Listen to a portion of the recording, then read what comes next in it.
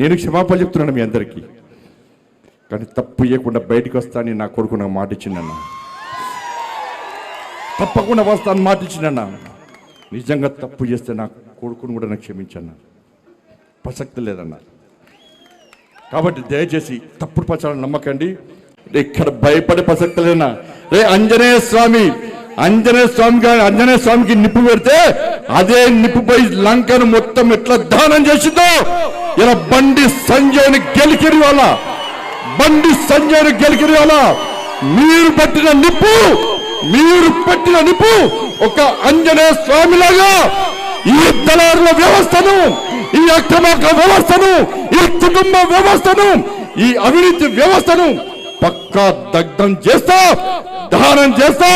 ఇదే కాషాపు జెండా పడతా తెలంగాణ మొత్తం చుట్టుమిట్టి ఈ రోజు ఎవరైతే కుట్రలు చేస్తుండో, ఎవరైతే కుతంత్రాలు చేస్తుండో, ఎవరైతే నా కుటుంబాన్ని బజార్లో వరచుండో, ఎవరైతే నా కార్యకర్తల లోపల ఆవేదన రగిలించిండో, నా పార్టీని ఇబ్బంది పెట్టిండో, నా కార్యకర్తలను ఇబ్బంది పెట్టిండో, ఏ ఒక్క వ్యక్తిని కూడా విడిచిపెట్టే ప్రసక్తి లేదన్నా. ఒక క్రిమినల్ లెక్క సమాజంలో చూపెట్టే ప్రయత్నం చేస్తే ఒక తండ్రిగా ఎట్లా భరిస్తారో ఒక్కసారి ఆలోచించురన్నా. నా కొడుకు నేనేం తప్పు చేయలేనా? మేము ఫ్రెండ్స్ ఉన్నానా? మేము తప్పు చేయలే, కలిసి ఉన్నాం, ఇలా విడిపోయినాం. నేను ఏ తప్పు చేయలే, నిజాయితీగా బయటికి వస్తా అని చెప్పి ఇలా నా కొడుకు చెప్పాక నేను సమర్థిస్తలేనన్నా. తప్పు ఎవరు చేస్తా కూడా నా కొడుకైనా సరే ఎవడైనా సరే చట్టం ముందు సమానులే. నా కొడుకు తప్పు చేస్తే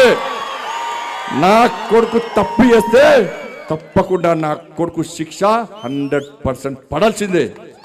ఇలా నా కొడుకు ఒక రకమైన చట్టం, ఇంకో వ్యక్తికి ఇంకో రకమైన చట్టం ఉండాలని కోరుకునే వ్యక్తి బండి సంజయ్ గారు. సమాజంలో చట్టం ఎవరికి చుట్టం కాదు, సమాజంలో చట్టం అందరికీ సమానమైన విషయాన్ని ఇవాళ నేను స్పష్టం చేస్తున్నాను.